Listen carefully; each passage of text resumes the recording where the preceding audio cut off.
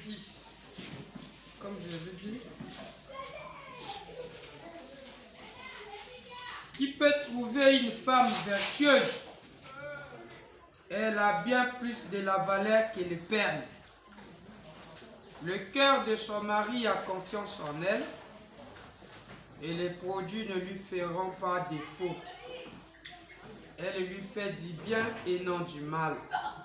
Tout le jour de sa vie, elle se procure de la laine et du lin et travaille d'une main joyeuse. Elle est comme un navire marchand. Elle amène son pain de loin. Elle se lève lorsqu'il est encore nuit. Elle donne de la nourriture à sa maison et l'attache à ses servantes. 18. Elle sent que c'est elle gagne et bon. Sa lampe ne s'éteint point pendant la nuit. Amen, amen. Amen. Que le Très-Haut bénisse abondamment la lecture faite au sujet de sa parole. Amen. Et nous allons prendre Éphésiens. Éphésiens chapitre 5, le verset 21. Vous soumettons les uns aux autres dans la crainte de Dieu. Femmes, soyez soumises à vos maris, comme au Seigneur. Car le mari est le chef de la femme, comme Christ est le chef de l'Église, qui est son propre corps. Amen. Et dont il est le sauveur. Or, de même que l'Église est soumise à Christ, les femmes aussi doivent l'être à leur mari en toutes choses. La soumission ici est en toutes choses. J'allais entendre un amen. Amen. Oh non, je n'entends que l'amen d'elle. Donnez-moi vos amens dans cette Voilà. On a besoin de vous. En toutes choses. Amen. Femmes, soyez soumises à vos maris comme au Seigneur, car le mari est le chef de la femme, comme Christ est le chef de l'Église, qui est son corps, et dont il est le sauveur. Or, de même que l'Église est soumise à Christ, les femmes aussi doivent l'être à leur mari en toutes choses. Marie, aimez vos femmes. Nous disons Amen à ça, nous les maris, comme Christ a aimé l'Église et s'est livré lui-même pour elle. Amen. Amen. Donc, Marie, aimez vos femmes, comme Christ a aimé l'Église et s'est livré lui-même pour elle, afin de la sanctifier par la parole, après l'avoir purifiée par le baptême d'eau, afin de faire paraître devant lui cette Église glorieuse, sans tache ni ride, ni rien de semblable, mais sainte et irrépréhensible.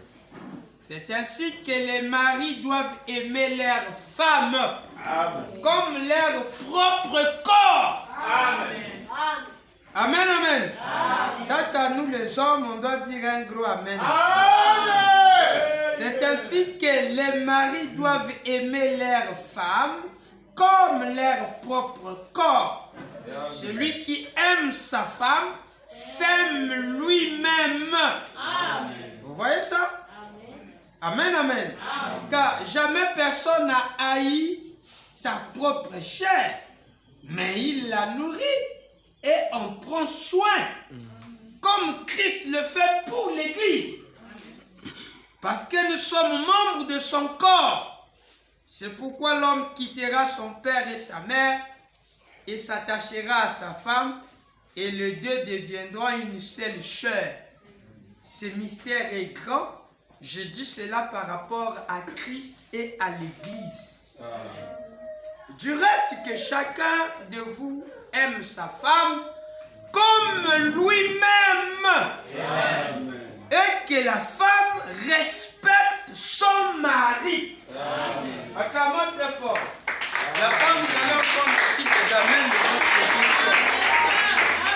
Plus le respect surtout pour les femmes. C'est ce que nous sommes en train de parler. Nous sommes en train de parler sur le foyer. Le foyer que nous sommes en train de parler ici, nous savons que la chose la plus capitale, c'est que la femme qui trouve une femme trouve le bonheur. Mais quand nous entendons cela, cela est devenu comme un slogan. Mais chercher cette femme et trouver cette femme, il vous faudrait avoir la conduite du Saint-Esprit. Parce que cette femme est rare. Amen. Oui, elle vous procurera le bonheur. Elle ne fera pas que vous puissiez pleurer à tout moment, mais elle fera du bien envers vous. Et elle est très rare. Frère Branham dira dans la prédication qu'il a intitulée le choix d'une épouse. Voilà ce qu'il dira ceci. Il dit, il avait eu le choix. Il avait eu la grâce de consacrer beaucoup de mariages. Il s'est retrouvé dans un petit foyer où il avait consacré un couple très pauvre. Vous connaissez très bien l'histoire. Il a consacré ce petit couple. Ils n'avaient pas de maison. La seule maison qu'ils avaient, c'était un wagon. Un conteneur là où il vivait avec sa femme. Vous voyez ça? Alors, sous une montagne, c'est là où il vivait. Mais il y avait un couple qui était des richards. Les parents étaient des riches. Ils avaient déjà préparé l'avenir pour leurs enfants. Ils n'avaient pas rien à souffrir. Ils étaient nés avec des beaux. Ils étaient vraiment riches. Mais dans le foyer de ces derniers, il n'y avait jamais la paix. Ils se battaient à tout moment. Là où ils trouvaient leur joie était dans les hôtels, dans des bars, dans des boîtes de nuit. Et quand ils revenaient, ils se battaient entre deux. Il y avait des chamaillements, ils se discutaient. Mais je te vis dans ça avec l'autre type. Non, mais c'était la bagarre. Maintenant, frère Branham, le pasteur, qui veillait sur les âmes de ses brebis, il commençait à faire la ronde. Frère Branham dit, alors que je me retrouvais là en train de regarder les lignes, je me suis retrouvé devant la porte de ces derniers. Écoutez le scénario qu'il avait croisé là-bas. C'est pour cela qu'on ne se marie pas à cause du bien. On ne se marie pas parce que l'homme a beaucoup d'argent. Vous pouvez vous marier avec lui, mais il n'y a pas la paix. Qui peut donner un gros appel? Vous pouvez vous marier avec quelqu'un qui a beaucoup d'argent, mais il ne vous aime pas. Amen. Parfois, il suit que votre corps. Et après, quand vous tombez malade, ce qu'il suivait ne lui intéresse pas. Alors il commence à vous dédaigner. Or qu'il doit vous aimer. La première chose doit d'abord commencer à l'intérieur. Quand il aime l'intérieur, l'extérieur c'est plus un problème. Oh, qui peut dire un amen? Parce que quand elle aime ce caractère, peu importe la femme peut faillir, elle restera toujours le bébé de son mari. Alléluia. Frère Branham dit ceci. Regardez. Il dit, oh, Bill Branham, si on te demandait d'aller vivre, quel foyer choisiras-tu? Il dit, je regarderai, je dirais, je préférerais rester dans ce foyer-ci. Regardez. Le choix d'une épouse, 29 avril 65. Suivez. Suivez. Je peux. Regardez le couple. Ce couple-là était très heureux. Mais regardez ce qui s'est passé là. Il fallait qu'ils puissent visiter.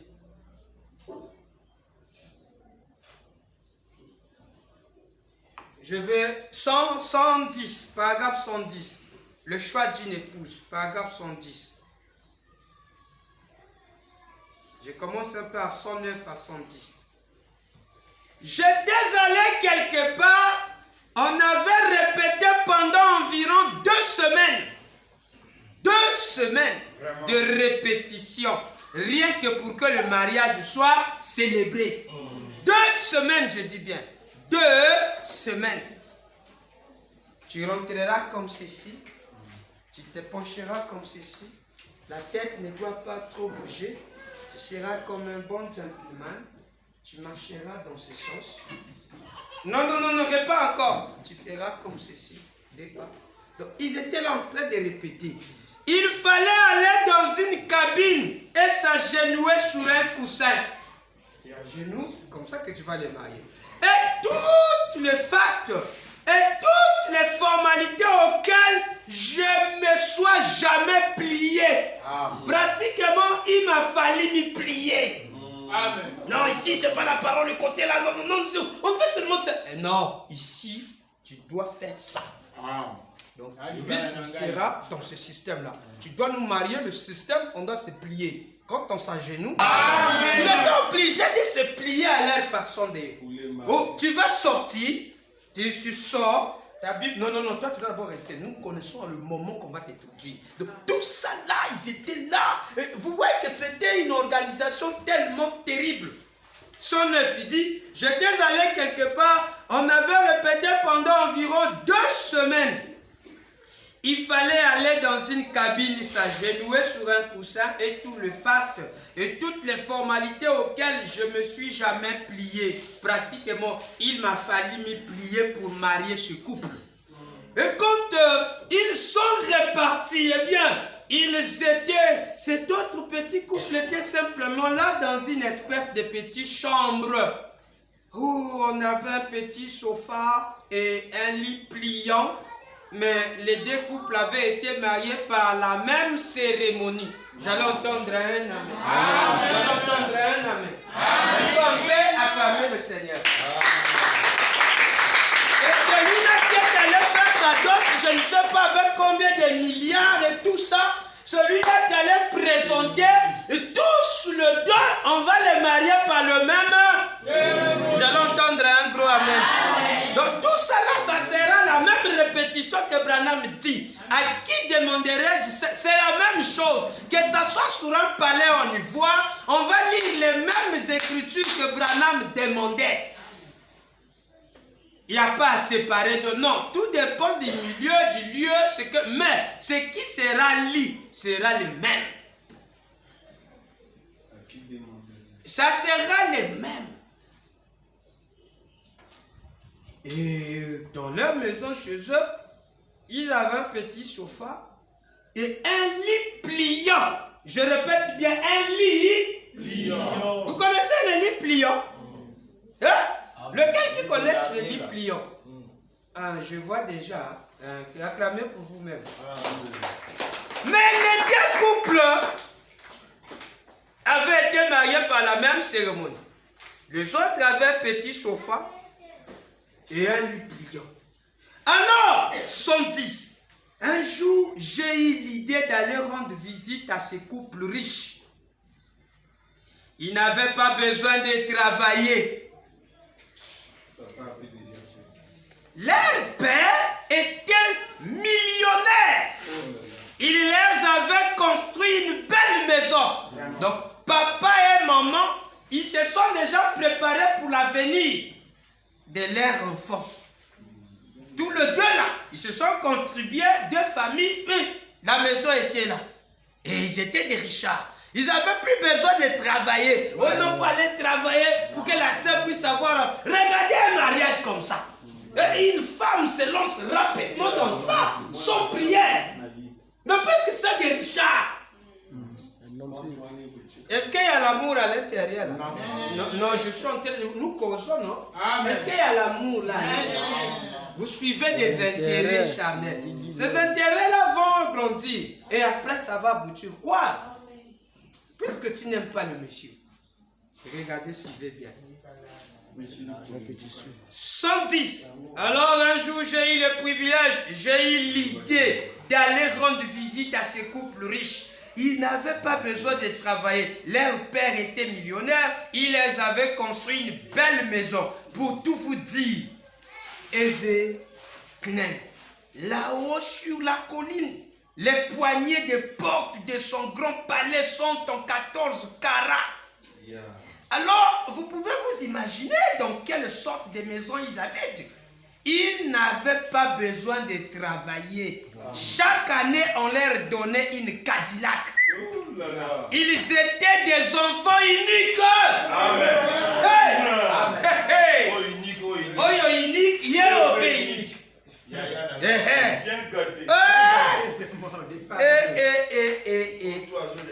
Quand on dit ils n'avaient plus besoin, ils n'avaient pas besoin besoin de travailler. Chaque année. Chaque année. On leur donnait des Cadillacs. Ils étaient enfants uniques. Alors voilà, ils avaient vraiment tout ce qu'ils voulaient. Vous croyez que ça c'est le mariage? Mais pourtant ça paraît bon. Donc ce que nous disons, c'est ça le mariage. Oui, je me vivre dans un foyer où tout est bon. Oui, ça aussi c'est une possibilité. Mais, suivez très attentivement, suivez. Alors, il dit, quand je me suis approché chez eux, il dit, ils avaient vraiment tout ce qu'ils voulaient. Quand je me suis rapproché de chez eux un jour, oh, comment j'avais fait leur connaissance? C'est que c'était qu'un de leurs amis était un de mes bons amis. Alors on était tous un peu copains et c'est comme ça que j'avais fait leur connaissance. Quand ils ont voulu que je les marie, je suis donc allé à leur rendre visite. Je suis descendu de ma vieille Ford devant la maison et j'ai monté les marges. Et une fois en haut, j'étais un petit peu trop près. Et je les ai entendus. Ils étaient en train de se quereller. Ils étaient jaloux l'un de l'autre. Ils étaient allés danser. C'était une très jolie fille. Hein? Elle était un peu comme une de ces reines de beauté. Elle avait remporté de nombreux prix dans la région. Amen. Et gagné autre des voitures et d'autres choses pour avoir été reine de beauté. Je l'ai regardée, elle a été assise dans un coin et l'autre dans l'autre. Et il se querellait à propos d'un certain garçon avec lequel elle avait dansé. Et une certaine fille, quelque chose comme ça. C'est des foyers. Vous voyez les foyers? Ils n'ont rien. Tout est beau là-bas chez eux. Mais pendant qu'eux sortaient ensemble, ils étaient partis. Ils sont allés danser. Et quand ils dansent là-bas, qu'est-ce qui se passe? Alors, c'était la jalousie. Toi, tu avais dansé avec l'autre. Oui, toi, tu avais... Et ils commençaient à se chamailler tous les deux. Ils se querellaient. Quand je me suis approché, ils se sont levés d'un bout. Ils se sont vite attrapés l'un l'autre. Ils se sont pris par la main et se sont dirigés vers la porte. Ils ont dit, ça alors, mais bonjour frère Branham, comment ça va? Bon, vous voyez ce genre de foyer. Mais il y a des foyers comme ça. Amen. Vous manquez rien. Sœur, vous manquez rien. Tout. Mais tu sors avec un autre. Toi aussi, tu sors avec un autre. Oui, mais la maison est vaste. Tout est là. Les réserves de l'année qui vient là-bas, tout est... Chaque année, on donne des voitures. Et les gens qui sont dehors, imaginez que les gens qui vivaient dehors les convoitaient. Mais ils ne savaient pas ce qui s'est passé dans les foyers. Faites attention. Convoitez Dieu. Alléluia. La seule personne que vous devez aimer, c'est la vie qu'a vécu Christ. Amen. Parce que dans sa vie, c'est la parole. Amen. Ce sont des tromflets. Okay. Frère Branham savait. Il n'a pas refusé de les marier. Hein? Non, il n'a pas refusé. Ils savaient le comportement qu'ils avaient. Hein? Ils sont venus devant Frère Branham, marie-nous. Il n'a pas exigé, non, moi je ne peux pas marier les hypocrites. Non, il les a mariés pour avoir un type ici que nous puissions faire sortir. Dans le mariage, tout est permis dans ce genre de choses. On va marier des couples qui vont se séparer. Et ce n'est pas aussi la preuve que quand tu maries un couple qui se divorce, que tu n'es pas un vrai homme de Dieu. J'allais entendre un. Parce que c'est souvent ce que nous on pense. Si tu es un vrai homme de Dieu, pourquoi tu as baptisé tous ces gars et les autres ont fui? Qui t'a dit que c'est ça la preuve d'être un fils? Il y a des araignées, comme on dit mon fils. Il y a des cochons, il y a des agneaux. Et tout, nous, notre problème, c'est de prêcher la parole. Qui peut dire un gros amen? Tout comme vous pouvez mettre au monde un démon. Mais vous voyez votre problème, c'est de les confier à Dieu. Mais vous n'allez pas dire à ce démon-là, tiens, un démon, tu n'es pas mon fils. Dieu ne fait jamais comme ça. Il avait un démon dans son église, il a donné la tâche d'être un trésorier. Judas. Qui peut suivre le modèle de Jésus? Acclamez pour le pasteur Jésus. Il a aimé même les ennemis. Il savait qu'il y avait un démon. Il a donné la place d'être trésorier. Mais il savait que c'était un démon. Puisqu'il n'était pas surpris que lui devait le vendre, mais il le savait dès le commencement, a dit la Bible. Amen. Merci. Est-ce qu'on peut avancer? Amen. Tout le monde, tous les gens peuvent se présenter. Pasteur Marinou, est-ce que tu as prié? J'ai gêné. Et Dieu m'a dit que c'est elle. Amen. Mais je ne peux pas douter de son expérience. Je vous déclare mari et femme. Je lis ce que Frère Branham dit. Et alors, le reste sur vous dans le foyer. Alors parfois, les couples qu'on a mariés, ils se sont des hypocrites. Est-ce que parce que vous avez vraiment l'esprit de Dieu? Non, il a l'esprit de Dieu. Le révérend David n'a fait que marier. Le reste, ce n'est pas son problème. Amen. Tout comme Frère Branham ici avait marié des couples des hypocrites. J'allais entendre un acclamer très fort. Ils étaient là. Mais c'était des hypocrites, des infidèles à leur vœu de mariage. Celle-ci danse là-bas, celle-ci là-bas, à la maison. On va voir ça à la maison. Viens. Bon, toi, qu'est-ce que tu faisais avec l'autre là? Tu sais que tu es belle. Toi-même, tu connais aussi ma beauté. Les hommes craquent sur moi. Tu connais comment je gagne les concours de beauté. Combien de fois, je suis dans telle ville, j'ai gagné, on m'a donné des voitures, on m'a donné tous des Cadillacs. Tous les hommes sont derrière moi. Donc quand je suis la star, je suis pour tout le monde. Je suis pas pour... Oh non, moi, je suis fils unique. Moi, Frère Branham nous montre. Chérie, la réconciliation forcée. Vous voyez l'hypocrisie comme ça? Oh, que le Seigneur vraiment ait pitié de nous. Ne tombons pas dans un panneau comme ça. Vous voyez comment ils étaient? Et regardez le nombre de cérémonies qu'ils avaient. Comment ils se sont arrangés pour qu'il y ait des répétitions au jour de leur mariage. C'est comme on peut enterrer les jeunes hommes riches. Frère Branham dit ils ont organisé des cérémonies compliquées. Des drapeaux étaient en berne, il y avait toutes des choses, des ministres et tout ça. Mais pendant ce temps, son âme se vautrait dans le séjour des morts. Amen. Mais ici, il y avait une foule de cérémonies. Oh, il est parti au ciel. Le prêtre a prêché. Il va aller au ciel. Qui t'a dit ça? Il va dans l'enfer. C'est ce que Frère Branham dit. Mais pendant ce temps, chez Lazare, là-bas, la veillée même, il n'y a même pas de gens. Qui va venir là? Il va venir chercher quoi? Son âme est au ciel. Acclamez très fort. Alléluia! Est-ce que c'est un problème? Non, ce n'est pas un problème. Le problème est que ton âme, puisque trouver un endroit valeureux, s'il y a un endroit valeureux, c'est bon. Qu'on fasse des cérémonies, c'est bon. Alors, ici, c'est un problème de cérémonie qui se passe où tout a été organisé, où il y a eu des répétitions, où tout a été fait et même l'avenir avait été déjà préparé par les futurs beaux-pères, les parents. Les parents ont tout arrangé pour leurs filles et pour leurs fils. À tel point qu'ils n'auront rien à travailler. Vous voyez l'avenir déjà. Nous bossons pour avoir l'avenir, pour avoir le futur de nos hommes. Mais eux, dès ça, ils ont déjà des comptes en banque. Croyons qu'il y aura l'harmonie dans le foyer. Mais pendant ce temps, c'est... toi, tu veux quoi? Branham dit, j'ai marié les couples, c'est comme ça. La zizanie. Acclamez très fort. Je pense que vous avez le mot saisi. Il n'est pas question que parce que le pasteur les a mariés, je disais ça à un couple quelque part, je dis cela ne veut pas dire que vous allez trouver que Frère Branham, dans tous les mariages, il n'y avait jamais des divorcés. Il y a eu des divorcés.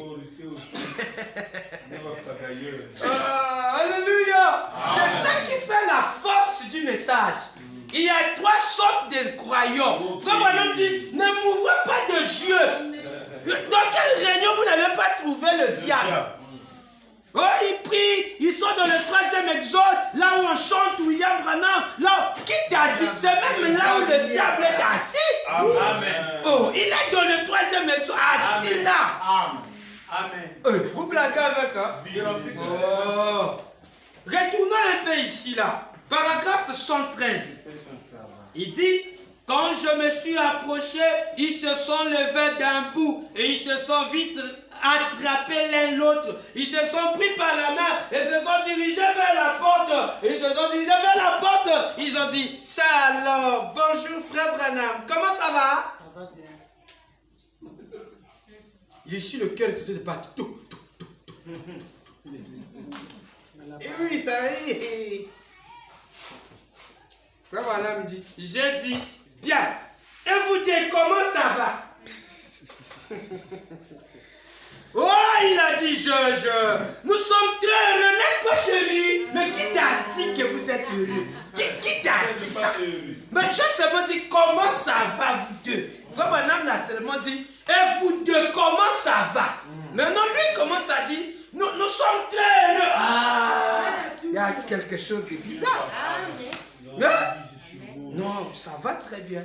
Mais nous sommes très heureux. Maintenant, pour confirmer, il dit, n'est-ce pas, chérie? Il force ça. Ça montre que c'est faux. Nous sommes heureux, chérie. Frère Branham, non, nous, ça va très bien. Nous sommes très heureux. La sœur aussi, oui, elle-même. Tu n'as pas le temps même de lui demander ça. N'est-ce pas, frère Bossuoff? C'est comme une menace. Amen. On te pointe quelque chose. C'est pas comme ça. Voilà. Il va connaître que, ah, William ici là. Pourquoi il force les petits là comme ça? Il fait qu'un travail. Il est celui qui lave tout. Il est celui qui fait tout. On le torture. Et quand les gens des bienfaisants, ils arrivent là, est-ce que ça va très bien? Et Dieu là lui regarde. Papa, ici on va très bien. C'est pas ça que tu es tenté de prendre le devant. Vous voyez comment les hypocrites sont des techniciens. Oui, il a dit, nous sommes très heureux, n'est-ce pas, chérie? Et elle a dit, oui, chérie. Voyez, là, voyez-vous, vous présentez quelque chose qui n'est pas la réalité. J'allais entendre un gros amen. Non, j'allais entendre un gros amen. Vous présentez quelque chose qui n'est pas la réalité. On peut acclamer. Oh, vous ne pouvez pas vous réchauffer devant la peinture d'un feu, comme certaines de ces églises qui essaient de faire une peinture de la Pentecôte en présentant quelque chose qui est arrivé il y a 1000 ans ou 2000 ans. Vous ne pouvez pas vous réchauffer devant la peinture d'un feu. La Pentecôte est tout aussi réelle aujourd'hui qu'à ce moment-là. Vous voyez, oui, le feu continue à tomber. Ce n'est pas la peinture d'un feu, c'est un feu réel. Alors voilà, ils étaient là. Vous voyez, je ne voudrais pas vivre comme ça. Je ne voudrais pas vivre. Disons tous, je ne voudrais pas vivre. Je ne voudrais pas vivre. Comme ça. Voilà l'occasion, vous voyez le pasteur dit, pasteur, comme tu es seul, je vais dire, ta fille, pendant que nous étions dans un bar là-bas, elle dansait seule avec un gars. Quand tu nous as écoutés nous discuter là, j'étais en train de blaguer. Pasteur, moi aussi, quand tu nous écoutais, moi lui larguer des mots là, parce que elle, lui. Bon, attendez, on va s'asseoir. On va dire, comment expliquer un peu? Comment ça se passe? Mais eux, quand ils voient la parole, ils veulent montrer la parole qu'ils connaissent bien la parole. Mais c'est devant la parole qu'on s'humilie. On doit montrer nos défauts devant la parole. Oh, on ne doit pas dire à la parole comme le témoignage de Jésus. La parabole que Jésus disait à cet homme, il dit, je suis bien, je donne mes dîmes, je ne fais du mal à personne, oh Dieu. Jésus regarde, il dit, bien. Il dit, parmi les deux, il y avait un qui était à l'autel, il ne voulait même pas lever ses yeux vers le ciel. Il dit, oh Dieu, je suis un simple pécheur, oh Dieu, je ne suis pas digne, je ne mérite pas, oh, fais-moi grâce, s'il te plaît, fais-moi grâce. Jésus dit, parmi les deux, celui qui était rentré justifié, c'était celui qui se rendait coupable. Pas devant le Père, tu ne te rends pas coupable. Tu te présentes devant le chef. notre chef. Et tu dis à notre chef que toi, tout est bien. Et tu fais même semblant, quoi. Monsieur le président, bon, il n'y a pas de problème. Bon, non, ça va. Et bon, moi, je n'ai pas... Ah! Donc tu vois là. Mais oui. Là-bas, il faut ôter tout, il faut être réel, il faut pleurer. C'est ton occasion. Vraiment. Voilà l'occasion. Pleurer toutes tes souffrances. Frère Branham dit, voilà l'erreur qu'avait commis le messager qu'on avait donné la lettre, allait donner le message à Jésus quand on l'avait invité par Simon le pharisien. Le gars arrive avec la lettre, au lieu de s'asseoir, d'écouter ce que le messager disait et d'en profiter de pleurer sur ses souffrances à lui. Lui, rapidement, il courait, il vient, il dépose la lettre, il dit qui est le Messie, qui est le maître. Oh non, mon maître a organisé une fête et veut que tu sois là. Jésus prend le courrier, il regarde, ah, c'est comme ça. Et le voilà rapidement, il tourne. Oh, regardez-moi ce type comme ça. L'occasion qu'il avait en rare, c'était l'occasion qu'il était devant la personne. Donc, quelqu'un qui se présente devant Frère Branham et qui vient après, il sort comme ça. Non, c'est quelqu'un qui ne connaît pas qui est cet homme. C'est l'importance. Qui peut dire un amen? Tout dépend de l'importance que vous portez devant Dieu. Non, je ne voudrais pas vivre comme ça. Moi aussi, je ne voudrais pas vivre comme ça. Toi aussi, dis, je ne voudrais pas vivre comme ça. Non, on doit arranger. Oh, je me suis dit, oh, tu sais, juste en bas, de l'autre côté de la falaise, en bas, près de la rivière, en bas là-bas, en bas, près de la rivière, c'est là que cet autre couple est allé s'installer. Je me suis dit qu'un samedi après-midi, j'allais faire un saut là-bas pour voir comment eux, ils allaient. Parce qu'au début, quand ils descendent, ils montent sur la première, là où ils étaient là. Le premier couple, c'était des hypocrites. Maintenant, il dit, il faut que je descende un peu en bas de la falaise, là où il est proche de la petite rivière. Là. Je vais aller voir le deuxième couple que j'avais marié, les pauvres. Amen. Mais pas le même cérémonie. Qui peut dire